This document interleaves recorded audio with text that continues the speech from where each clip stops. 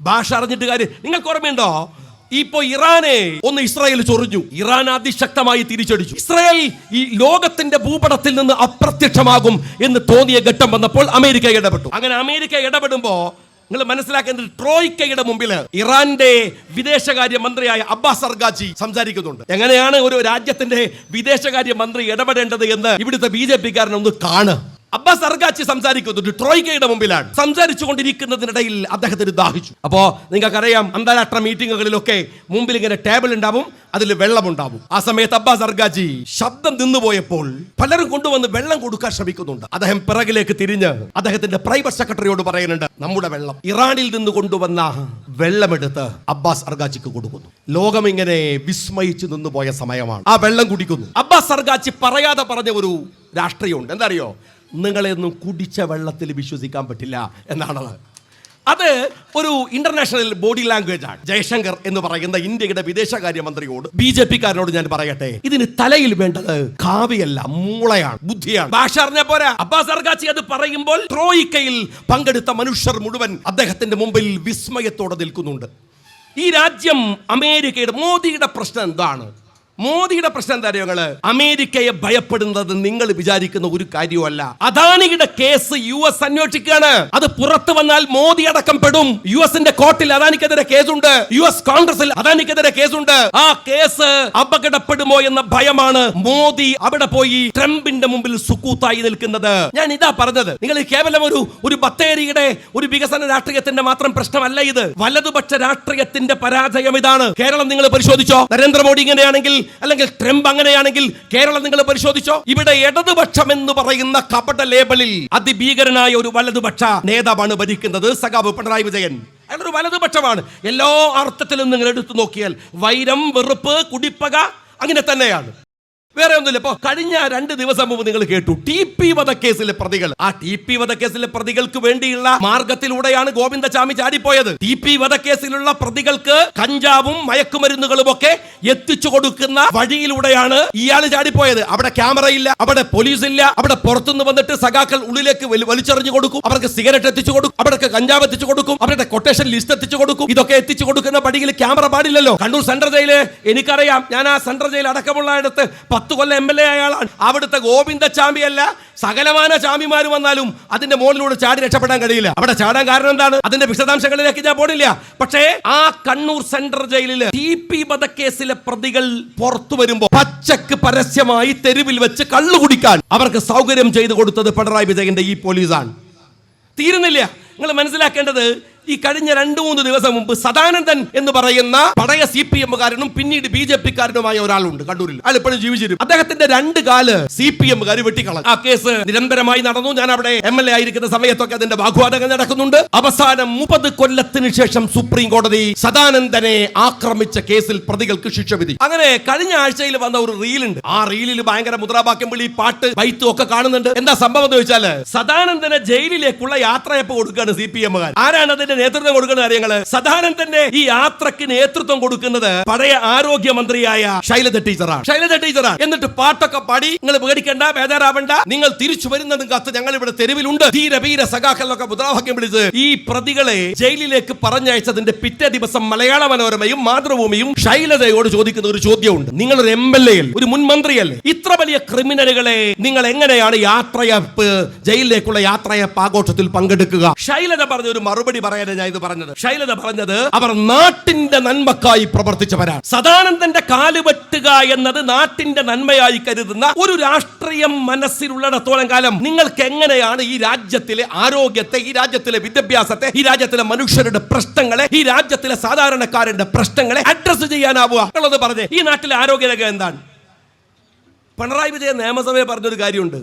ഒരാൾ എന്നോട് പറഞ്ഞു, ആളെ പേരൊരിക്കലും പറയില്ല, ഒരാൾ എന്നോട് പറഞ്ഞു, നിങ്ങളുടെ ഈ ഗവൺമെന്റ് ആശുപത്രികൾ കാണുമ്പോൾ എനിക്ക് പോയി അഡ്മിറ്റ് ആവാൻ തോന്നുന്നു അവിടെ. പക്ഷേ ആരെങ്കിലും എന്നെ പിശുക്കരെന്ന് വിളിച്ചാലോ അത് കഴിച്ചിട്ടാണ്, അല്ലെങ്കിൽ പോവായിരുന്നു. അദ്ദേഹം പറഞ്ഞൊരു ഓർമ്മ നമുക്കുണ്ടല്ലോ, ഒരു കുട്ടി അമേരിക്കയിൽ നിന്ന് ഈ അടുത്ത കാലത്ത് വന്നു. ഈ നാട് കണ്ട് അതിശയപ്പെട്ടു. ഏത് നാട്? നമ്മുടെ നാട് കണ്ടിട്ട് അമേരിക്കയിൽ നിന്ന് വന്നവനെ അതിശയപ്പെടുക. എന്നിട്ട് ആ കുട്ടി പറയാണ് എന്തെല്ലാം. കാരണം ആ കുട്ടി കൊച്ചിയിലാണ് പോയത്. അവിടെ പോയപ്പോ എന്താ സ്ഥിതി? ഞങ്ങൾ 1 നില മെട്രോ, 2ാമത്തെ നില ട്രെയിൻ, 3ാമത്തെ നില വാട്ടർ മെട്രോ, 5ാമത്തെ നില ഹെലികോപ്റ്റർ, ഇതൊക്കെ ഉണ്ടാക്കി വെച്ചിട്ടുണ്ടല്ലോ പിണറായി വിജയൻ അവിടെ. അപ്പൊ കുട്ടി അത്ഭുതപ്പെടൂലേ? ഏതോ ഒരു കുട്ടി ഞാൻ പിണറായി വിജയനോട് ചോദിക്കട്ടെ, ഇത്ര വലിയ ഗവൺമെന്റ് ആശുപത്രി ആണെങ്കിൽ നിങ്ങൾ എന്തിനാ ഈ അമേരിക്കയിലേക്ക് ഇടക്കിടക്ക് പോകുന്നത്? ഇവിടെ ചികിത്സിച്ചാൽ പോരെ. ഇനി കേരളത്തിന്റെ ആരോഗ്യമന്ത്രി എന്നെ എങ്ങനെയാ ഗവൺമെന്റ് ആശുപത്രി പെട്ടത്? നിങ്ങൾ ബോധം കെട്ടോണ്ടാണ്. ബോധന്റെ പോകില്ല, കാരണം അവരല്ലേ ആരോഗ്യമന്ത്രി, അവർക്കറിയാം ഇതിന്റെ സ്ഥിതി എന്താണ്. ബോധം കെട്ടപ്പോ കൂടുതലുള്ള പ്രവർത്തകന്മാർ വെഡ് കടത്തിയെന്നല്ലാതെ ഈ ആരോഗ്യമന്ത്രി പോവോ കേരളത്തിലെ ഈ നിലവിലുള്ള നിങ്ങളുടെ ഗവൺമെന്റ് ആശുപത്രിയിലേക്ക്? ഗവൺമെന്റ് ആശുപത്രിയുടെ സ്ഥിതി എന്താണ് നിങ്ങൾ മനസ്സിലാക്കേണ്ട ഒരു കാര്യമുണ്ട്. ഡോക്ടർ ഹാരിസ് മലയാളി ഞെട്ടുന്ന ഒരു വാർത്ത പറഞ്ഞു. അദ്ദേഹം ഒരു സഖാവാണ്, ഉറച്ച സഖാവാണ്. ഹാരിസ് പറഞ്ഞ വാർത്ത കേരളം മുഴുവൻ ചർച്ചയായി. ഇന്നലത്തെ രസറിയങ്ങള്, ആ മെഡിക്കൽ കോളേജിനകത്ത് ഒരു ഉപകരണം ഉണ്ടായിരുന്നു, അത് ഹാരിസ് മോഷ്ടിച്ചു എന്ന് പറഞ്ഞ് ഹാരിസിന്റെ പേരിൽ കളവ് കുറ്റം ചാർത്താൻ ആരോഗ്യ വകുപ്പ് ശ്രമിച്ചു. ഹാരിസ് പറഞ്ഞു ആ ഉപകരണം ആശുപത്രിയിൽ തന്നെ ഉണ്ടാവും, നിങ്ങൾ പോയി തപ്പി നോക്ക്. അവസാനം ഇവരെ നിർബന്ധ ബുദ്ധി അത് തപ്പേണ്ടി വന്നു. ആ ഉപകരണം കിട്ടി. എന്നിട്ട് ഹാരിസിനോട് ചോദിക്കുന്നുണ്ട് എങ്ങനെയാണ് അത് അവിടെ കടന്നത് എന്ന് ചോദിക്കുമ്പോൾ ഹാരിസ് പറയുന്നു ഉപകരണമുണ്ട്, ഞങ്ങൾക്ക് ഇത് ഇങ്ങനെ ഉപയോഗിക്കണം എന്നുള്ള പരിശീലനം തരണ്ടേ? കേരളത്തിലെ ആരോഗ്യമന്ത്രിയോട് ഞാൻ ചോദിക്കട്ടെ, പരിശീലനം തരേണ്ടത് ആരാണ്? നിങ്ങളല്ലേ കൊടുക്കേണ്ടത്. നിങ്ങൾ പരിശീലനം കൊടുത്തില്ല. ഉപകരണം ഇന്നലെ കണ്ടുപിടിച്ചു. ഇന്നലെ ഉപകരണം കണ്ടുപിടിച്ചപ്പോൾ നിങ്ങളൊക്കെയും സാക്ഷി നിർത്തി ഞാൻ പറയട്ടെ, മെഡിക്കൽ കോളേജ് പ്രിൻസിപ്പലിന്റെ പത്രസഭയിൽ അതിനകത്ത് അയാൾ പറയുന്നുണ്ട് ഹാരിസ് ചെയ്തത് ഒരു ചെറിയ കുറ്റമാണ്, അത് ഇവിടെ തന്നെ ഉണ്ടായിരുന്നു, ഞങ്ങൾ ശ്രദ്ധിച്ചില്ല എന്ന് പറയുന്ന സമയത്ത് ഈ പ്രിൻസിപ്പലിന് ഒരു ഫോൺ വരുന്നുണ്ട്. ആ ലൈവിൽ നിങ്ങൾക്ക് കാണാം. ആ ഫോൺ വെച്ചതിന് ശേഷം പ്രിൻസിപ്പൽ ടോൺ മാറി. അയാൾ പറഞ്ഞു ഈ റിപ്പോർട്ട് മുഴുവൻ വായിക്കണം, ഞാൻ ഇനി സംസാരിക്കുന്നില്ല. ഹാരിസിന് അനുകൂലമായി പറയേണ്ടി വരുന്നു പ്രിൻസിപ്പൽക്ക് എന്ന് തോന്നിയപ്പോ ആരോഗ്യ വകുപ്പ് ഇടപെട്ടു, മന്ത്രിയുടെ ഓഫീസ് ഇടപെട്ടു. എന്നിട്ട് പ്രിൻസിപ്പലിന്റെ വാക്കുകൾ മാറ്റി. അത് മാറ്റിയിട്ട് അദ്ദേഹം അതുവരെ പറഞ്ഞ കാര്യങ്ങൾ വേറെ പറഞ്ഞു. കുറെ വിടുവായന്മാരായ മന്ത്രിമാര്.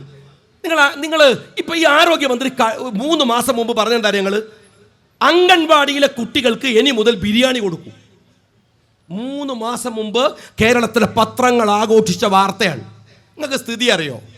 അംഗൻവാടിയിൽ ഒരു കുട്ടിക്ക് ഒരു ദിവസത്തെ ഭക്ഷണത്തിന് കൊടുക്കുന്ന പൈസ എത്ര അറിയാം നിങ്ങൾക്ക്? നിങ്ങൾ ചിരിക്കരുത്, 5 റുപ്യാണ്. 5 റുപ്യാണ്. 10 കുട്ടികൾ ഉണ്ടെങ്കിൽ 50 റുപ്യ. 3 നേരത്തെ ഭക്ഷണം കൊടുക്കണം. രാവിലെ ഇഡ്ഡലിയും സാമ്പാറും, ഉച്ചക്ക് സാമ്പാറും തോരനും, വൈകുന്നേരം ചായയും കടിയും. 5 റുപ്യക്ക് ഒരാൾക്ക്. എന്റെ സഖാക്കളെ, മാർക്കറ്റിൽ തേങ്ങയുടെ വില 50 റുപ്യാണ്. 1 കിലോ തക്കാളിക്ക് ഞാൻ വരുമ്പോൾ അറിയാൻ വേണ്ടി ചോദിച്ചു, 28 റുപ്യാണ് 1 കിലോ തക്കാളിക്ക്. പിന്നെ എങ്ങനെയാ 5 രൂപക്ക് 3 നേരം ഭക്ഷണം കൊടുക്കുക ഒരു കുട്ടിക്ക്? ഈ അംഗൻവാടിയിലെ അധ്യാപകന്മാർക്ക് കിട്ടുന്ന പൈസ എത്രയാന്ന് ഈ പോങ്ങൻ കേരള ആരോഗ്യമന്ത്രിക്ക് അറിയോ? ഞാൻ ഈ ആരോഗ്യമന്ത്രിയെ കുറിച്ച് പറഞ്ഞു, ഇതെന്തൊരു സാധനം എന്ന് ചോദിച്ചു. നമ്മൾ നാട്ടിൻപുറത്ത് പറയാറില്ലേ, ഗോവിന്ദൻ മാഷ് എന്നെക്കുള്ള ഒരു ചാട്ടം, കേസെടുത്തോളെന്ന് പറഞ്ഞു. കേസ് എന്ന് കേട്ടാൽ എനിക്ക് ഭയങ്കര ബേജാറാണ്. ഒരു കേസും ഇല്ലല്ലോ. എന്റെ ഗോവിന്ദ, കേസ് എവിടെ? ആ കേസ് എവിടെ? ഞാൻ പറഞ്ഞില്ല എന്താ തെറ്റുള്ളത്? ഇതുപോലെ ഒരു പോങ്ങൻ മന്ത്രി 2ാമത്തെ കേസ് കൊടുത്തോ? ഉണ്ടോ കേരള രാഷ്ട്രീയത്തിൽ ഈ ആരോഗ്യമന്ത്രി? എന്തിനാ ഇവരെ കൊള്ളുകയെന്ന്?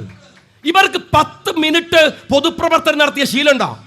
ഷാജിന്റെ ചോദ്യമല്ല, നിങ്ങളുടെ ഏരിയ സെക്രട്ടറി കത്തെഴുതിയതാണ്. CPM-ന്റെ പൊതുജനങ്ങളുമായി ഒരു ബന്ധവുമില്ലാത്ത ഇവരെ പിടിച്ചെങ്ങനെയാണ് ആരോഗ്യമന്ത്രിയാക്കിയത് എന്ന് ചോദിച്ചത് നിങ്ങളുടെ ആളാണ്.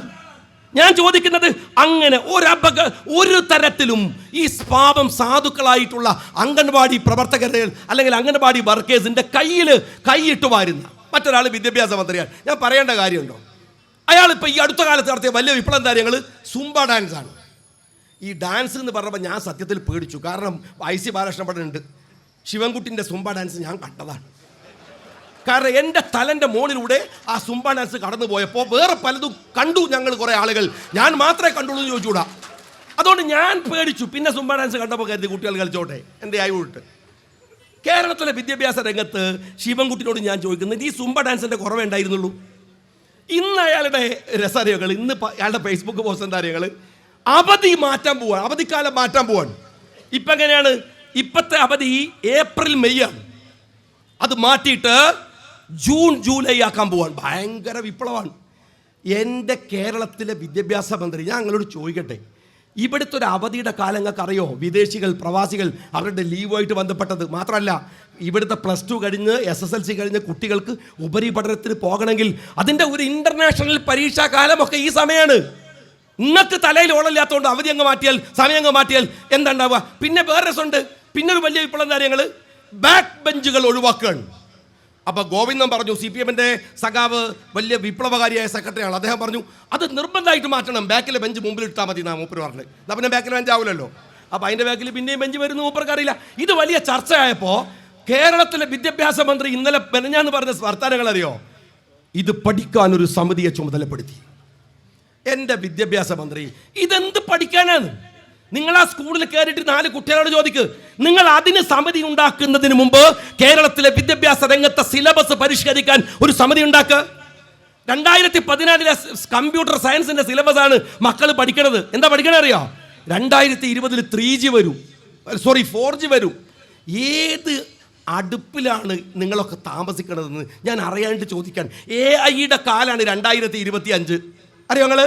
AI-യുടെ കാലം, AI-യുടെ കാലാണ്. അപ്പൊ പറയാണ് 2020 3G-യും 4G-യും വരും എന്ന് പറയുന്ന മഹാപൊട്ടന്മാരായ കുറെ ആളുകളെ വെച്ചിട്ട് മക്കളെ കമ്പ്യൂട്ടർ സയൻസ് പഠിപ്പിച്ചാൽ ഇവിടെ എങ്ങനെ കുട്ടികളെ പഠിക്കുക? എങ്ങനെ പഠിക്കുക? വിദ്യാഭ്യാസ രംഗത്ത് വരുത്തിയ അബദ്ധങ്ങളുടെ ആഴം എത്രയാണെന്നൊന്ന് പരിശോധിച്ച് നോക്ക്. ഇവിടെ ബത്തേരിയിലല്ലേ പൊതുവിദ്യാഭ്യാസത്തിൽ വല്ലേ ഒരു കുട്ടി പാമ്പ് കടിയേറ്റ് മരിച്ചത്? ഇവിടെ അല്ലേ? ഈ ബത്തേരിയിലല്ലേ സർവജന സ്കൂളില്? അത് കഴിഞ്ഞിട്ട് നിങ്ങൾ എന്ത് മാറ്റാൻ വരുത്തിയത്? കഴിഞ്ഞ ഒരു മാസം മുമ്പ് ഒരു കുട്ടി ഇതേപോലെ സ്കൂളിൽ നിന്ന് വൈദ്യുതിയാഘാതമേറ്റ് മരിച്ചുപോയില്ലേ? പൊതുവിദ്യാഭ്യാസ രംഗത്തിന്റെ സ്ഥിതി എന്താണ്? ശിവൻകുട്ടി സുംബ ഡാൻസ് കളിച്ച മാറുന്നത്? ഞാൻ ചോദിച്ചത് എന്തുകൊണ്ടാണ് ഈ തവണ പൊതുവിദ്യാഭ്യാസ രംഗത്ത് നിന്ന് കുട്ടികൾ കൊടിഞ്ഞു പോയത്? ശിവൻകുട്ടിയുടെ മറുപടി, ജനസംഖ്യ കുറഞ്ഞു. എന്റെ ശിവൻകുട്ടി, ജനസംഖ്യ കുറഞ്ഞാൽ CBSE അഡ്മിഷനും കുറയണ്ടേ? അവിടെ കൂടാണല്ലോ. അവിടെ കൂടാണ്, അവിടെ ജനസംഖ്യ ബാധകല്ല, അവിടെ ജനസംഖ്യ ബാധകല്ല. നിങ്ങൾ കേരളത്തിലെ സകലമാന മേഖലകളും തകർക്കുക, ഇല്ലാതാക്കുക, എല്ലാത്തിനെയും തകർക്കാവുന്ന ഒരു ഫാഷിസ്റ്റ്. ഇന്നലെ നിങ്ങൾ ആലോചിച്ച് നോക്ക്, രാഹുൽ ഗാന്ധി പറഞ്ഞ വസ്തുതകൾക്ക് നേരെ ഇന്നലെ വലിയൊരു കേരളം മുഴുവൻ വിറച്ചു നിന്നുപോയ, ഇന്ത്യ മുഴുവൻ വിറച്ചു നിന്നുപോയ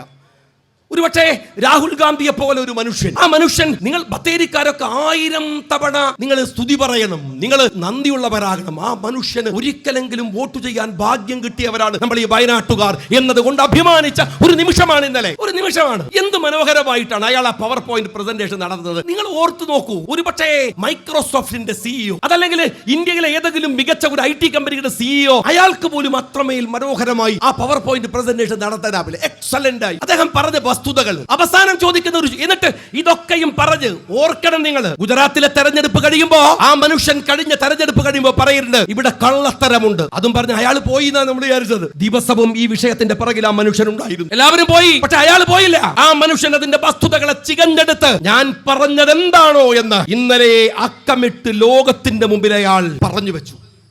നിങ്ങൾ ഓർത്തു നോക്കേണ്ട മറ്റൊരു കാര്യമുണ്ട് സ്നേഹമുള്ളവരെ. അത് പറയുമ്പോ അയാൾ പതറുകയല്ല, കൂടുതൽ കരുത്തോടെ. എന്നിട്ട് വൈകുന്നേരം മുസ്ലിം ലീഗിന്റെ നേതാവ് സാദിഖ് അലി ശിഹാബ് തങ്ങൾ, കുഞ്ഞാലിക്കുട്ടി സാഹിബ് അടക്കമുള്ളവർ ഇന്നലെ അവരെ അടക്കം വിളിച്ചു വരുത്തി ഇന്ത്യ മുന്നണിയിലെ ആളുകൾക്ക് രണ്ടാമതും വിശദീകരിച്ചു കൊടുത്തു. എനിക്ക് ഒരുപാട് ഇഷ്ടം തോന്നിയ ഒരു കാര്യം എന്താണെന്നറിയോ? എല്ലാവരോടും രാഹുൽ പറയുന്നുണ്ട്, ചോദിച്ചോളൂ. നിങ്ങൾ എന്നോട് ചോദിക്കുമ്പോൾ എനിക്ക് കൂടുതൽ ക്ലാരിറ്റി കിട്ടും. അങ്ങനെ പറയാൻ ആർക്കാ എന്റെ സഖാവെ കഴിയുക? കേരളത്തിൽ നിങ്ങളുടെ ഒരു ഇന്ത്യയിലെ ഏക കമ്മ്യൂണിസ്റ്റ് മുഖ്യമന്ത്രി ഇവിടെ ഉള്ളൂ, വേറെ ഇല്ല. അയാളാണെങ്കിൽ ഒരു സാധാ മുഖ്യമന്ത്രി ഇല്ല, ഇരട്ട ചങ്കുണ്ട്. അങ്ങനെയുള്ള ഒരു മനുഷ്യനോട് എന്നോട് ചോദിക്കൂ എന്ന് പറയാനുള്ള ഒരു നട്ടല്ല മനുഷ്യന്റെ നടുപ്പുറത്തോ? അത് പറയാൻ ഒരു ചങ്ക അയാളുടെ അടുത്ത്, ഒരു അരച്ചങ്കെങ്കിലും നിങ്ങൾ എപ്പോഴെങ്കിലും കണ്ടിട്ടുണ്ട്? എനിക്ക് തമാശ തോന്നിയ സാധനമൊന്നല്ല. ഇന്നലെ ആ മീറ്റിംഗ് നടക്കുമ്പോൾ MA ബേബി അതിന്റെ മുമ്പിൽ ഇങ്ങനെ ഇരിക്കുന്നുണ്ട്. സംഗതി തറക്കടില്ല, ഞങ്ങൾ പിന്തുണ കൊടുത്തലൊക്കെ സന്തോഷമുണ്ട്, പക്ഷെ എന്നാലും പറയാതിരിക്കാൻ പറ്റൂലല്ലോ. ബേബി ഇതൊക്കെ ഇങ്ങനെ വിശദീകരിക്കുമ്പോൾ രാഹുൽ ഗാന്ധിന്റെ മുമ്പിൽ ഇരിക്കുന്നത് ഒരു നിസ്സംഗമായിട്ടാണ്. ഇതൊക്കെ എന്ത്, അതിനേക്കാളും വലിയ തട്ടിപ്പടത്തിയിട്ടല്ലേ നമ്മൾ ഏച്ചു വരുന്നതാണ്. പെഞ്ഞാനാണ് കണ്ണൂർ യൂണിവേഴ്സിറ്റിയുടെ ചരിത്രത്തിൽ ആദ്യമായി വയനാട്ടിൽ ഒരു പ്രതിനിധി ഉണ്ടായ ദിവസമാണ്. ഞാൻ കണ്ണൂർ യൂണിവേഴ്സിറ്റിയിൽ ഞാൻ ആ കുട്ടിയെ അഭിവാദ്യം ചെയ്യുകയാണ്, KSUവിനെയും MSFനെയും അഭിവാദ്യം ചെയ്യുകയാണ്. പക്ഷേ ആ കുട്ടി അവിടെ നിൽക്കുമ്പോൾ അവരുടെ പേപ്പർ ചുരുട്ടി ഓടിയ ഒരു പെണ്ണിനെ കണ്ടിരുന്നു SFI കാര്യത്തിന്. രാഹുൽ ഗാന്ധി അത് കണ്ടിട്ടില്ല. അതും കൂടി ഉണ്ടായിരുന്നെങ്കിൽ അദ്ദേഹം പിന്നെ ആ പരിപാടി ചിലപ്പോൾ ഉപേക്ഷിച്ചാളുമായിരുന്നു. അമ്മാതിരി എനിക്ക് പ്രശ്നം കാര്യങ്ങൾ, അവർക്ക് വിട്ടുപോയ ഏതെങ്കിലും ഒരു പോയിന്റ് ബേബി കണ്ടുപിടിച്ചിട്ട് അടുത്ത പഞ്ചായത്ത് തെരഞ്ഞെടുപ്പിൽ ഇവിടെ പ്രയോഗിക്കുമെന്നാണ് എൻ്റെ വേദാറുള്ളത്. കാരണം അവർക്ക് അറിയാത്ത വല്ലാതെ BJP-കാരൻ പറ്റിയിട്ടുണ്ടോ?